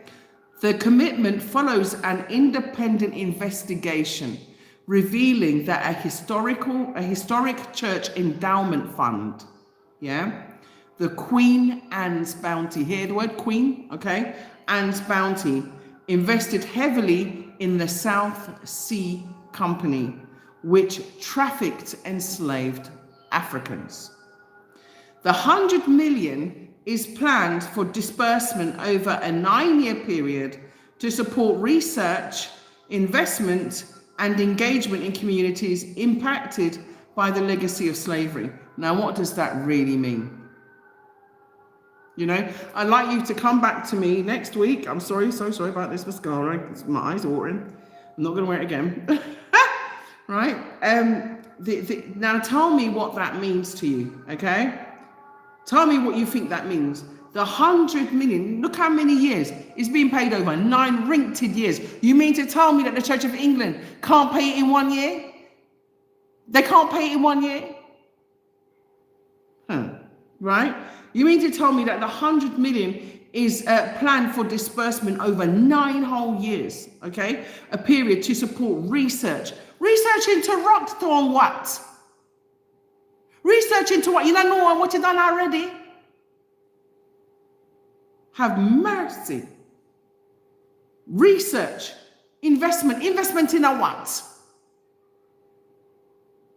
Investment in what? The plane? You got to pay for the plane so we can get on it and leave. Investment into what exactly? And engagement in communities impacted by the legacies. What kind of engagement you do? We don't want no more party. We want our plane tickets. We want our money, right? So we can buy a house. We can buy our land. We can start our businesses and start our lives over where we should have been. We don't need no more party. We don't need no more book research.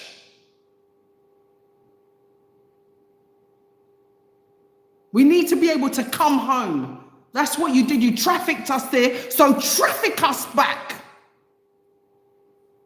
Sorry, I'm getting angry a lot this week. I don't know what's going on. It must be hormonal.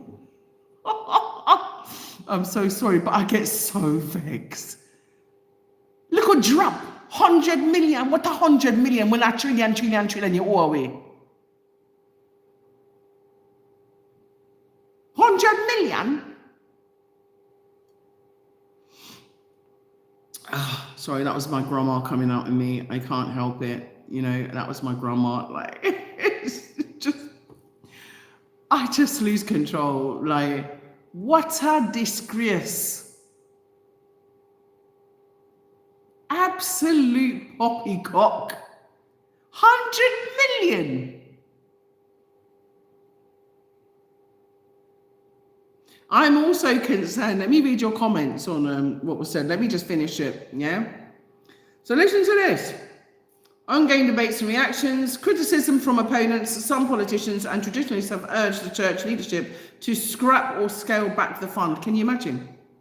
They give us this teeny-wincy bit of money and they want to scrap it already. That's why I said you can't trust them. You can't trust them. They talk with forked tongue. Yeah? They should instead support a struggling local parishes and clergy. Go on, you know what? I'm sick and tired of the hypocrisy, the lying, disgusting, selfish, dirty, nasty, lying, killing behavior.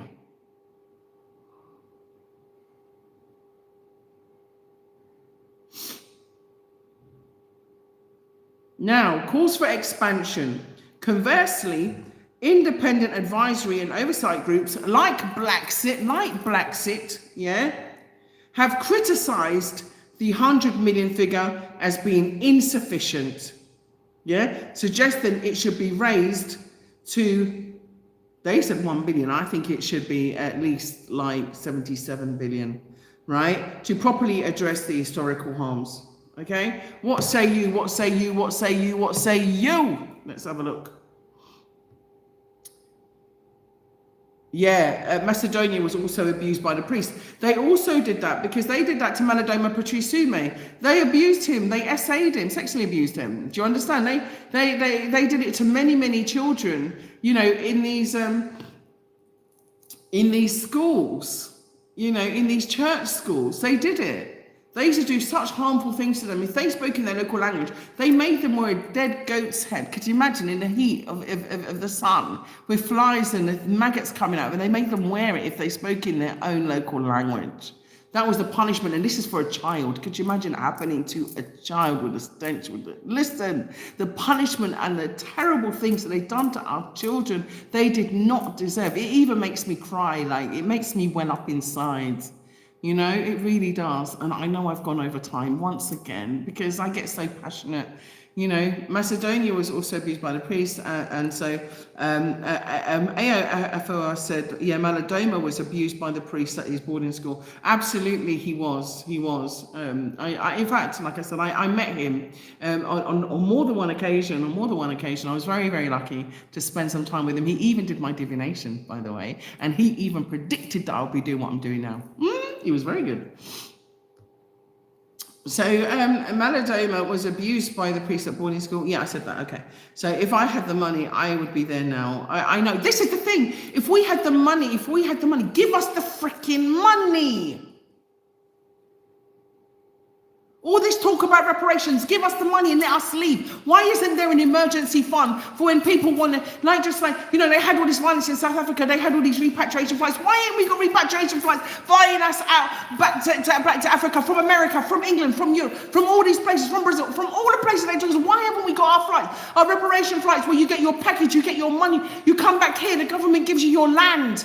Do you understand? Your budget is already there for you to build your house. Listen, I've already got this seamless system that I put on BlaXit. I'm telling you, I've got this seamless system now. I've designed it. I've taken time, night after night. Listen. Why isn't that happening? CARICOM, AU, just organize the flights, organize the funds. Let people leave and come back home. Let them come back home. Let them come back home.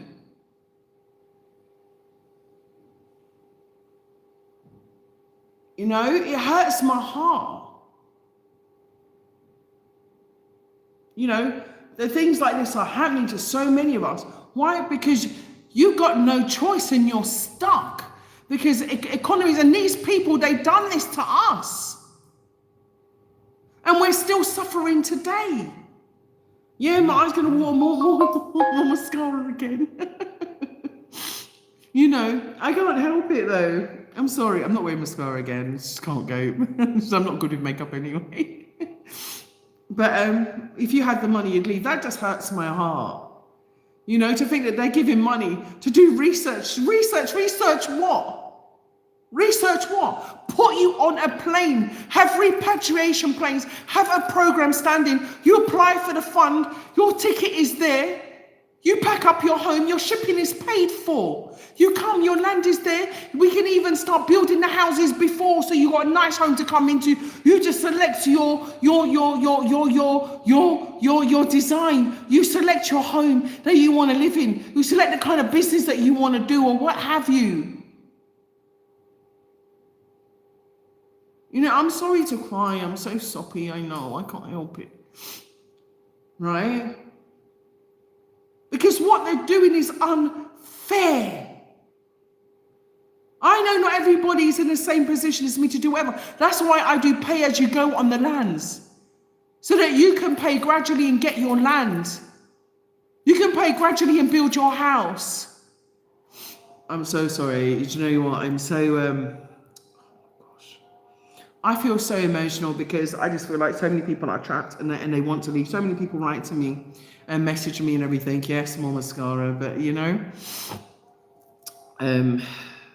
it hurts my spirit. It hurts my soul, It does that. I can't help more people to repatriate. I can't help more people to get out. I wish I had, $1 trillion or £1 trillion. I would just organize a massive repatriation. I wish I could win the lottery and help you all.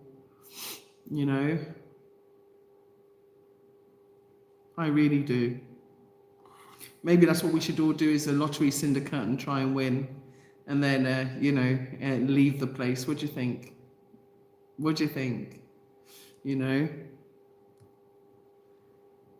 So Liliani Resurrection, sorry, I'm back. I'm starting crying. I'm not crying anymore. Liliani Resurrection said 100 million, please. Yeah, they meant trillions and quadrillions. Exactly. It's a slap in the face. It's absolute. And then they're saying it's not enough. They should go and pay it to priests. I mean, what? Is that what they're degrading us to? Is that what they think of us? Is that, we have to do something. I'm tired of us being apathetic. I'm tired of our apathy. I am so sick of our apathy. Boycott every boycott every church. Stop going to their churches. Stop doing this until, they come with something sensible. We have to do something. You understand? We have to do something. Ayo said, I'm concerned by research and investment.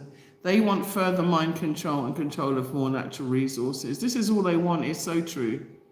It's so true. Liliani said exactly.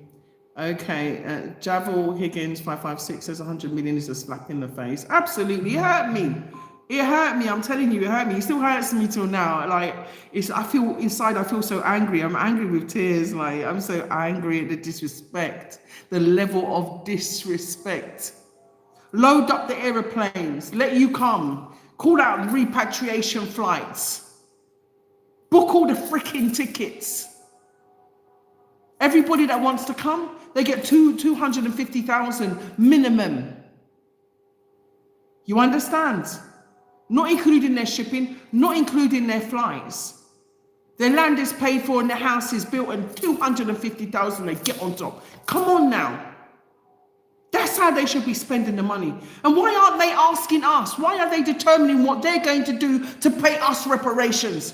How are they determining what they're going to do to pay us reparations? How?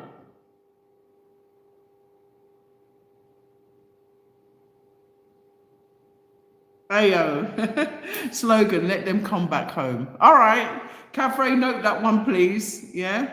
Let them come back home. Ayo said you are passionate and compassionate. It's all good, sister. Yeah.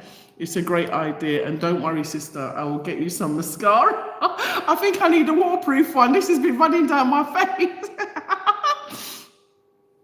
Thank you here, Binaby. Thank you. Yeah, this one's running down my face. I'm not going to try. I'm not even great with makeup. I don't usually put it on. But because I saw it was new and I thought, being me, yeah, I'm just like, I didn't see this at the bottom of my makeup bag. And I thought, because I went to a different makeup bag that I was trying to get a different kind of lipstick. So that's the reason. Anyway, long story short, doesn't matter. That's why I'm not by the Bible here. But thank you for the offer of the Via mascara. But I think it needs to be waterproof because I think my eyes, like, they squint too much, so they just get squashed up and everything just goes dark. But 2031. Hello, 2031. How are you? Are you okay? Welcome to BlaXit 2031. Yeah. She says, while I agree with the ultimate goal, but not a massive repatriation without an extensive decontamination process. What do you mean? Are we contaminated? So I want to ask you this, right? I never said that there wouldn't be any processes involved. Because, we need psychological help. As I mentioned in the existential and phenomenal psychology book that I've been reading, right, about counseling. And we do need counseling. But at the same time, I never said it was a flood or a free-all, yeah? What I said is that there needs to be a repatriation process, right? And I agree, but I wouldn't call it decontamination. I would call it decolonization. We have to be very careful about the words that we use, okay? Decolonization. Okay, decolonization program is a better word. But I do agree with you that there should be a process. But, the ultimate goal is for you to get on planes and come back here. Because, white people are getting on planes without no decontamination process and going to Africa every single day. Every single day, white people are flying in their droves out to Africa. Every single day, no decontamination process. But we do need to have a reinitiation process. We do need to have, an integration process. We do need to have a decolonization process. We do need to have a reharmonization process.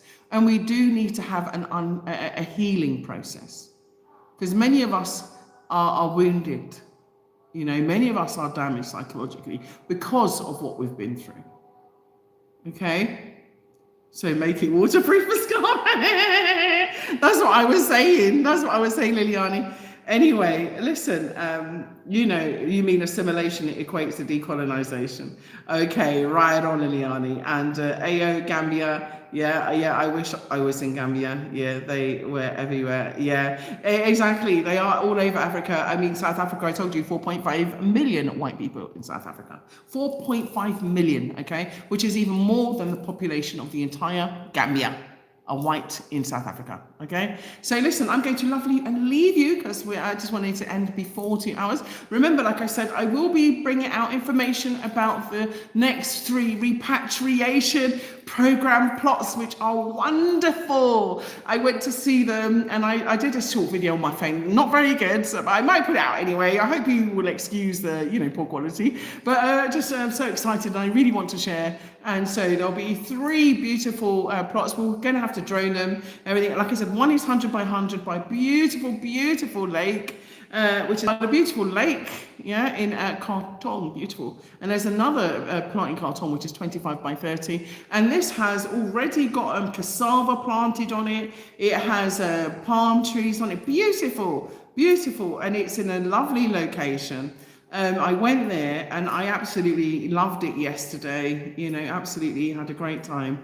And also there's a 25 by 100, which is very close to our Kabilo, which is the BlaXit Kabilo, BlaXit Eco Village Kabilo in Busra. This is along the main road before you go in. So, and it's 25 by 100. So do come on to me about those and you can drop us an email if you like, info@blaxitgroup.com, or you can send me a text at +220 240 5273. That's +220 240 5273 on our text line. Now, as you know, we are one people. Okay, one destiny, one love, okay, one Africa, okay. And when I say one love, let me just say, because someone addressed me on that, and when I say one love, I'm talking about one African love. So let me just make that clear, one African love. Okay, so I love you. Karton's a nice place. I lived there in the late 70s. Absolutely beautiful place, isn't it here by Naboo? I love it. In fact, we've already had 2 estates which are already sold out, which is Serenity 1 and Serenity 2. So the next one is Serenity 3. Okay, so I have to demarcate it. It's 100 by 100. Absolutely beautiful. Oh, I love it. So yeah, anyway, let me not get too excited again, because I have to go now. I love you, BlaXit family. I love you. And I want to thank each and every one of you. I'm not going to be able to go through all of your names right now, but I want to thank each and every one of you that is watching BlaXit now. Thank you. But I want to also ask you to please help share the channel, and please subscribe to the channel, and please like our content. Okay, please. And thank you so much to our darling Cafre. Thank you so much for moderating today. We appreciate you and we love you. Okay, and thank you so much. And I will see you next week, same time, 4 o'clock BST. Okay, and don't forget what I said. Your homework this week is to read The Tragedy of White Injustice. Okay, 70 small paragraphs. Okay, by Marcus Messiah Garvey. I'll leave you with that.